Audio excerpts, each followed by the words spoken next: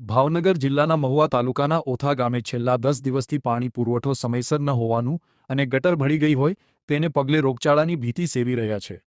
ઓથા ગામે તંત્ર દ્વારા મહી પરિયેજ યોજનાની નવી લાઇન રોહિશા ચોકડીથી મહુવા તાલુકાના ગામની ટેલિફોનિક ઓફિસ સુધી જ નાખવામાં આવી છે. ત્યારબાદ જૂની લાઇન સાથે જોડાણ કરી દેવામાં આવ્યું છે, જેને પગલે અનેક વખત રજૂઆત કરાઈ છે. કોન્ટ્રાક્ટર સમગ્ર બાબતને લઈને હાથ ઊંચો કરી રહ્યા છે. નદીમાં 300 ફૂટ જેટલી પાણીની લાઇન ખુલ્લી પડી હોવાથી ત્યાંથી પસાર થતા ગટરના પાણી ભળી જાય છે. આથી રોગચાળાની ભીતિ સ્થાનિકો સેવી રહ્યા છે. જો કે વધુ વરસાદમાં પાણીની લાઇન તણાઈ જતી હોવાની ફરિયાદો પણ ઉઠી છે.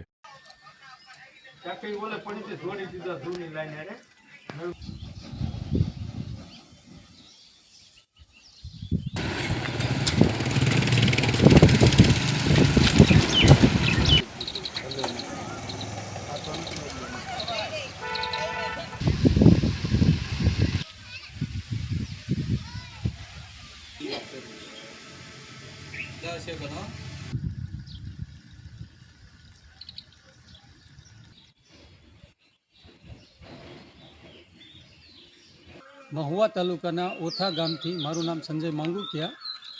અમારા ગામમાં છેલ્લા 10 દિવસથી પાણીની ખૂબ સમસ્યા છે. પાણી ગટરની સાથે ભળી ગયું છે અને પીવાલાયક પણ હવે રહ્યું નથી.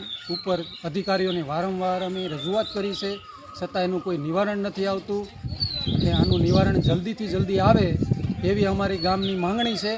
અને આનો નિવડો લાવો અને ગામનું અમારું આજે 10 દિવસથી જે અમારી આ પોઝિશન છે, જે ખરાબ અત્યારે પીવા માટે પાણીની પણ અમારે બહુ તલખા છે. આ ગરમીની સિઝનમાં ઘેરે ઘેરે અત્યારે ફૂલ સમસ્યા છે પીવાના પાણીની. તો આ ગટર લાઈન ભળવાથી નથી પીવાલાયક રહ્યું.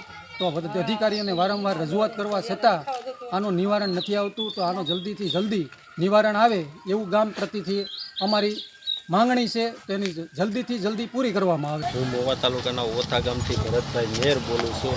અમારા ગામની અંદર 10 દિવસથી પાણી નથી આવતું અને ગટર લાઈન ને પાણીની લાઈન બે ભેગી થઈ ગયેલી છે. જેથી કરીને એ ગટરની લાઈનને પાણી લઈને અલગ કરીને એને ઉપર લાવો અને એનું નિવારણ લાવો. અમે અનેક વાર રજૂઆત કરી છે, ઉપર સાહેબોને ઘણી વાર રજૂઆત કરી, કેટલી વાર રજૂઆત કરી, પણ છતાંનું કોઈ નિવારણ આવતું નથી.